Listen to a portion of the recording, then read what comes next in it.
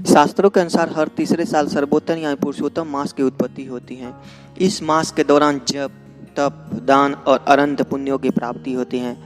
इस मास में श्री कृष्ण, श्रीमद् भागवत गीता, श्री राम कथा वाचन और श्री विष्णु भगवान की उपासना की जाती है। इस माह उपासना करने का अपना अलग ही महत्व है।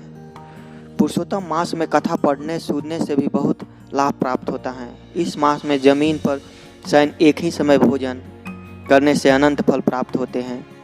सूर्य की 12 संक्रांति के आधार पर ही 12 माह होते हैं। प्रत्येक 3 वर्ष के बाद पुरुषोत्तम माह आता है। पंचांग के अनुसार सारे तीर्थ, वार, योग, करण, नक्षत्र के अलावा सभी मास के कोई न कोई देवता स्वामी हैं, किंतु पुरुषोत्तम मास का कोई स्वामी न होने के कारण सभी मंगल कार्य, शुभ और पितृ कार्य वर्जित माने जाते हैं। दान, धर्म, पूजा का महत्व पुराणों शास्त्रों में बताया गया है कि यह माह व्रत, उपासना, दान, पूजा, यज्ञ, हवन और ध्यान करने से मनुष्यों के सारे पाप कर्मों का क्षय होकर उन्हें कई गुना पुण्य प्राप्त होता है। इस माह आपके द्वारा दान दिया गया 1 रुपया भी आपको 100 गुना फल देता है। इसलिए अधिक मास के महत्व को ध्यान में रखकर इस माह का दान पुण्य देने का बहुत बड़ा महत्व है। इस माह भागवत कथा, श्री राम कथा, श्री गीता का श्रवण पर विशेष ध्यान दिया जाता है।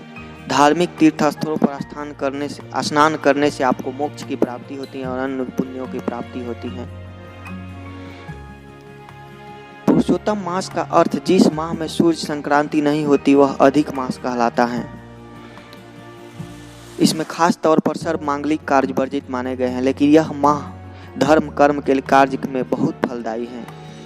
इस मास में किए गए धार्मिक आयोजन पुण्य फलदायी होते हैं तथा दूसरे माहों की अपेक्षा करोड़ों गुना अधिक फल देने वाले माने गए हैं। पुरुषोत्तम मास में दीप दान, वस्त्र एवं श्रीमद् भागवत कथा, भागवत गीता कथा सुनना और पढ़ना तथा ग्रंथ का दान देना भी बहुत महत्व है। इस मास में दीप दान करने से धन, वैभव, वृद्धि होने के साथ आपको पुण्य का लाभ भी प्राप्त होता है।